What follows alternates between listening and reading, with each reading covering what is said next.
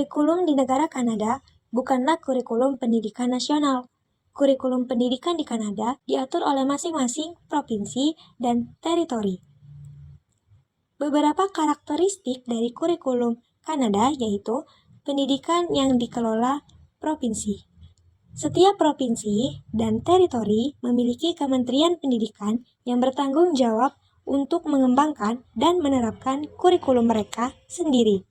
Hal ini memungkinkan adanya fleksibilitas dan adaptasi terhadap lingkungan. Kurikulum di Kanada menekankan pada pengembangan keterampilan kritis, pemecahan masalah, kreativitas, dan kolaborasi. Dan di kurikulum Kanada, siswa memiliki kesempatan untuk belajar dalam bahasa Inggris dan Prancis atau dalam bahasa ibu mereka. Sedangkan pada kurikulum Indonesia mengalami beberapa perubahan dengan fokus pada pengembangan karakter dan kompetensi siswa. Kurikulum di Indonesia menekankan pada pembentukan karakter dan nilai-nilai Pancasila.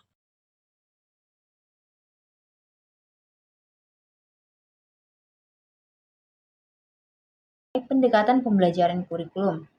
Pada kurikulum Kanada, lebih menekankan pada pengembangan kompetensi dan keterampilan siswa untuk menghadapi tantangan global.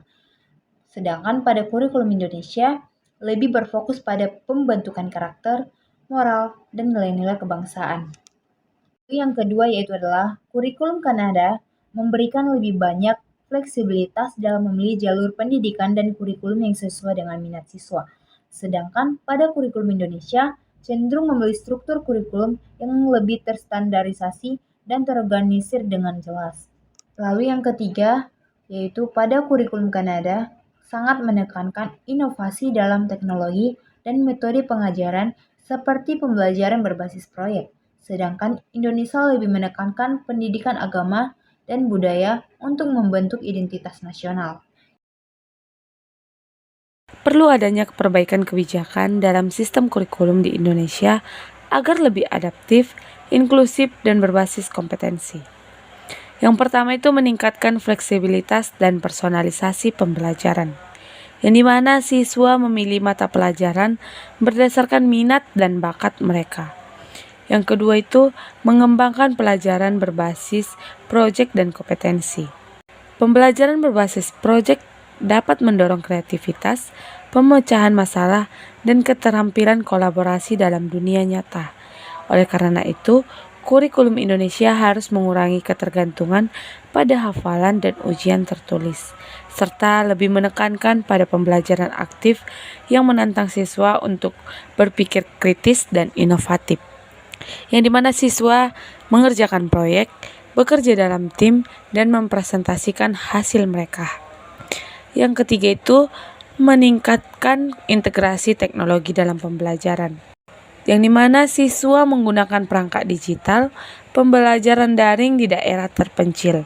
Oleh karena itu, pemerintah perlu memastikan adanya akses infrastruktur digital yang lebih baik di seluruh daerah, terutama bagi sekolah di daerah wilayah terpencil. Yang keempat itu reformasi sistem penilaian dan evaluasi. Diperlukan reformasi dalam sistem evaluasi dengan menerapkan penilaian berbasis proses, portofolio, dan proyek, yang dimana guru memberikan umpan balik kepada siswa, dan penilaian harus berbasis proyek dan presentasi siswa.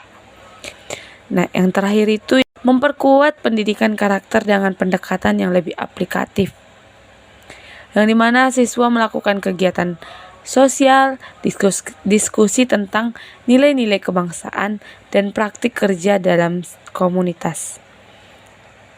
Jadi kesimpulannya, untuk menciptakan sistem pendidikan yang lebih adaptif dan kompetitif di tingkat global, Indonesia perlu melakukan reformasi kurikulum secara menyeluruh, dengan meningkatkan fleksibilitas pembelajaran, memperkuat pendekatan berbasis proyek, mengintegrasikan teknologi, serta melakukan reformasi sistem evaluasi. Kita dapat menciptakan generasi yang lebih siap menghadapi tantangan masa depan. Pendidikan bukan hanya tentang apa yang kita pelajari, tetapi bagaimana juga kita mempersiapkan masa depan yang lebih baik bagi generasi yang mendatang.